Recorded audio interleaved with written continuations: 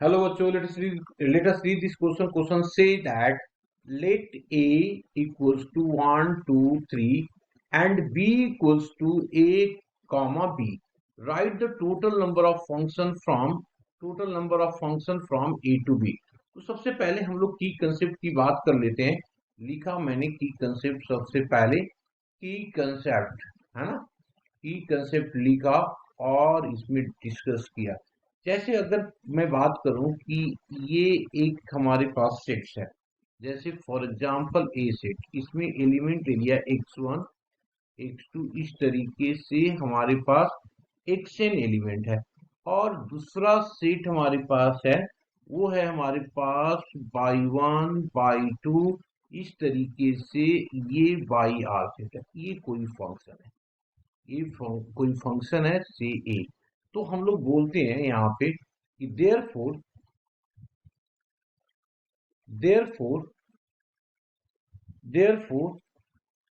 A have, ठीक है ना. ए में हमारे पास कितना एलिमेंट्स है जी, देख लीजिए, ये ए है और बी है. देयरफॉर इफ ए हैव कितने एलिमेंट्स हैं, x1 comma x2 comma dot dot dot xn, that means कितना हो गया, n of A is equals to 10. ये हमारे पास आ गया. And b is equals to y1 y2, इस तरीके से हमारे पास yr एलिमेंट है. इसका मतलब n of b equals to r.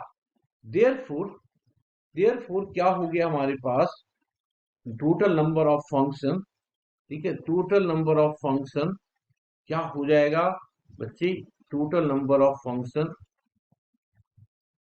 Therefore total number of function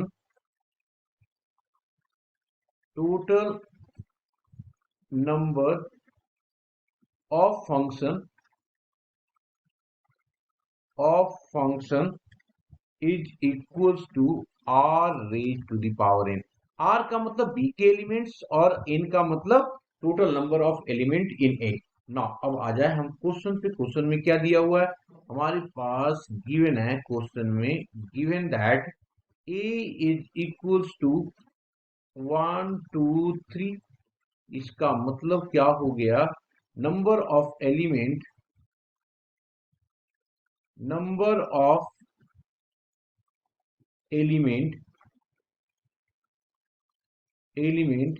in set, number of element in set, number of element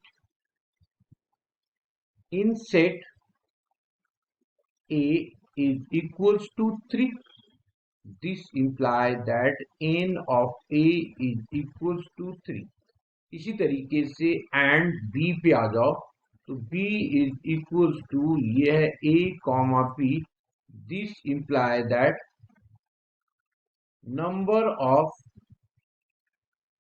element in set B is equals to 2. This implies that n of B जो हो गया हमारे पास 2 हो गया. Therefore total number of function from A to B, therefore total number of function